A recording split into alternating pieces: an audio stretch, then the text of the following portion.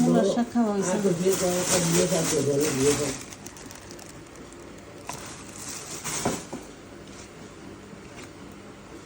লাউ শাক তো আমি গার্ডেনের থেকেও মা লাস্ট ইয়ারে অনেক খাইছি।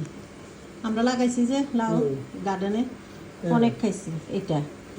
এটার উপরে এত আগ্রহ নাই এখন, তারপরে মজা লাগে আমার কাছে। কিন্তু ও মূলার শাকটা খাই নাই এবছর, এটা আফসোস রয়ে গেল। তোমরা তো ইয়ে করছো, চিংড়ি বানাইছো, এটা সিন্দি করব, সিদ্ধ করে ওইটা দিয়ে আমরা কোনোদিনও দেইনি। আমি না রান্না খাই না তো, আমাদের ঘরে আমরা দেইও না। এই কদু শাকের এই সিংড়ি খাইতে আমাদের কত আমরা তো দেখলে যে মজা না। হ্যাঁ, আমরা তো খাই না, চিনি নিয়ে কইতে খাবো। আমাদের ঘরেও মা সিম দিয়ে এটা সিদ্ধ করি, ওই ভাজি করে। কখনো লাউ শাক রান্না খাই নাই।